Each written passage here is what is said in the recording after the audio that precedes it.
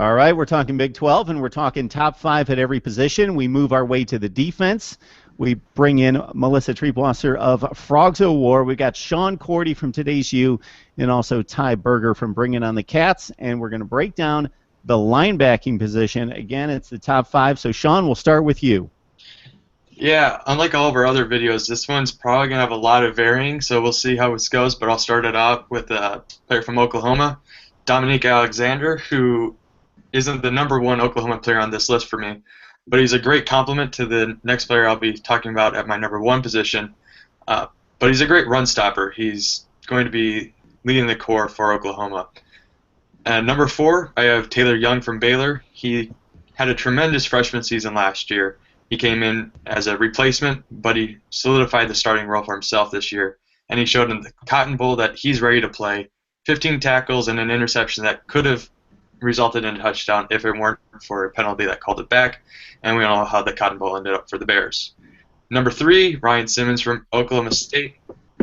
He's a great overall player, great in pass defense. He's a good run stopper, and he can get in the backfields really easily.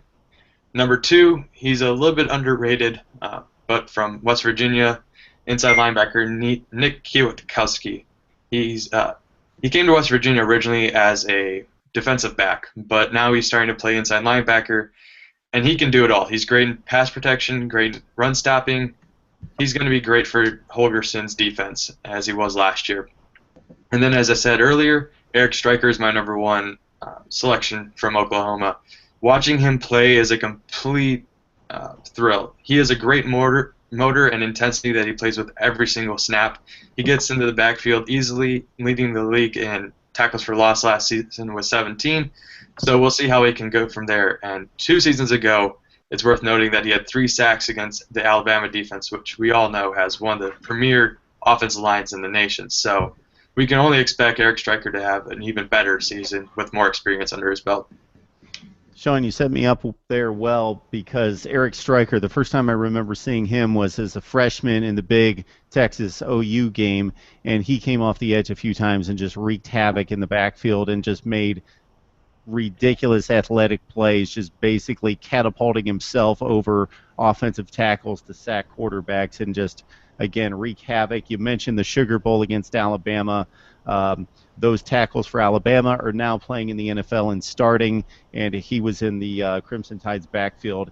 He is ridiculous. 17 tackles for loss, 9 sacks last year. Yeah, Eric Stryker. And your boy there at Baylor, Cotton Bowl MVP, you mentioned the big plays that he had against Michigan State. All right, Melissa, we throw it to you to talk some defense and look at the linebackers in the Big 12.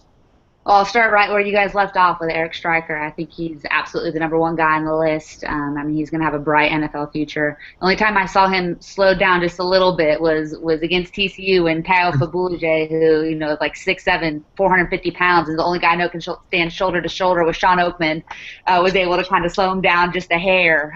But otherwise, he's just been absolutely dominant, and I think he'll continue to be so this year. I also love Nick Kwiatkoski. Its only last name is harder than mine. I think he's a really great dynamic player. I think the WVU defense is a little bit underrated. I'll be interested to see what they do this year, having to rely on what's happening on that side of the ball with how many offensive weapons they lost.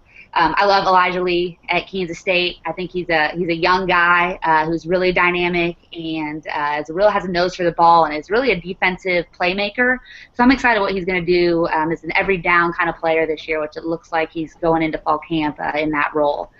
Pete Robertson at Tech. I'm going to throw a bone to a defensive guy at Tech. I think he's the one guy you really have to game plan for on their defense. He gets lost a little bit because of how much of a sieve their defense is, but I think he's a great playmaker and a guy that maybe has a pro future as well. My number 5 guy, I'm going to go a little bit off the radar here. A guy that had a big recruiting and was a big name, and that's Malik Jefferson down at Texas. In that system with Charlie Strong and the way he coaches up guys, I think he'll play. I think he'll play right away. And I think he has a chance to be an all-conference linebacker possibly this year. He's a guy I would be excited to see play if he played anywhere else but Texas, frankly.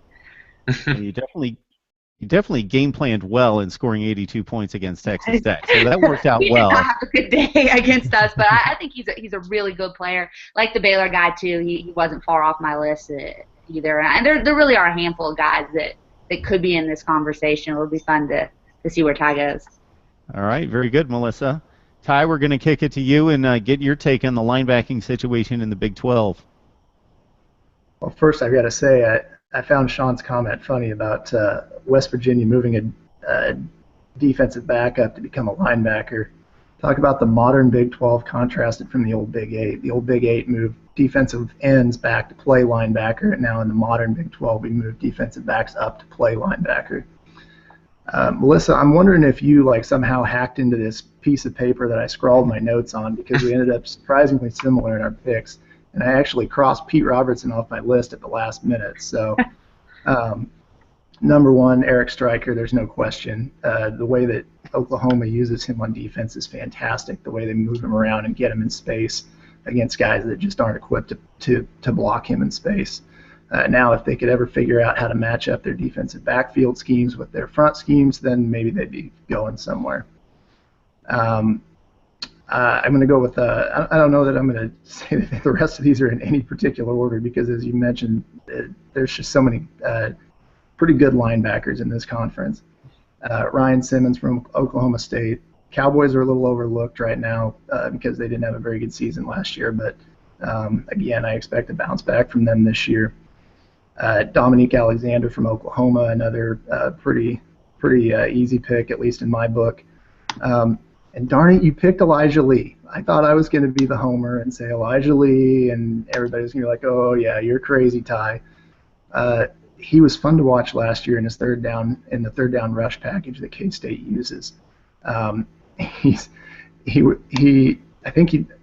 know if he just didn't realize that he was fast enough to play Big 12 ball or what, but his biggest problem was over pursuit. If he can slow himself down and keep himself into play this year, I think he's going to be a really good player for K-State.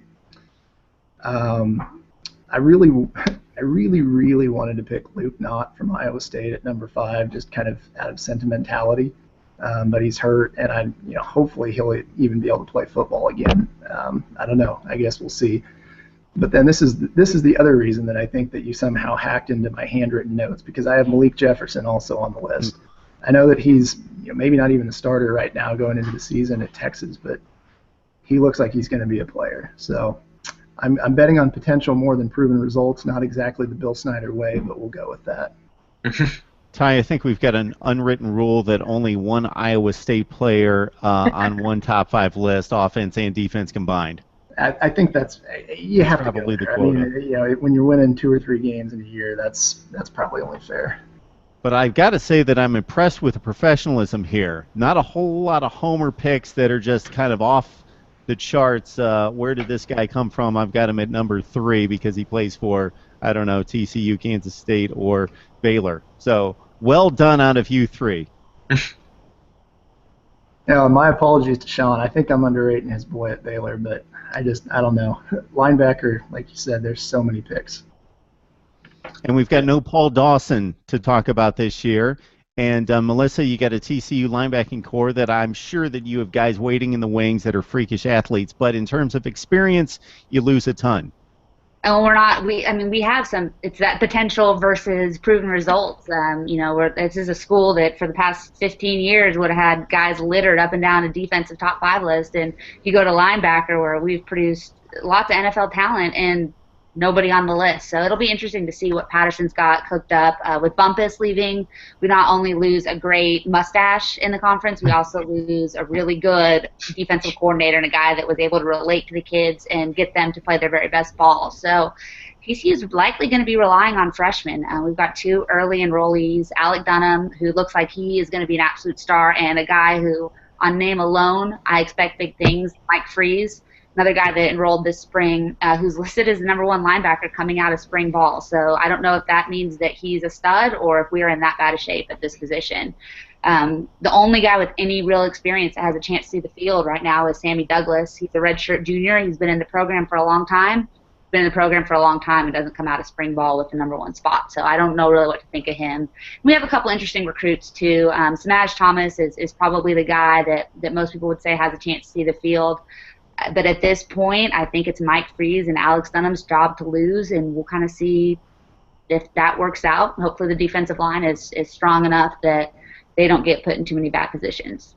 And if you were going to continue to go 4-8 like you did a couple of years ago, losing the mustache actually would have been the bigger loss at that point. But winning football games is taking precedent there. Thankfully, we're not at that point. Hopefully, knock on wood, a lot of things got to go right for us this year. Exactly. That was an aberration. I think you're back to being not only a contender in the Big 12, obviously a contender on the big stage. Very impressive year out of the Horned Frogs. I think I got a good group here, and I think going forward we got more positions to talk about at some point, and also maybe closer to the season we talk about how the Big 12 stacks up against the other leagues and how the competition within the league could determine a champion. So good stuff out of you three. I appreciate the time and the knowledge. Yeah, thanks for having us. No problem. Thanks.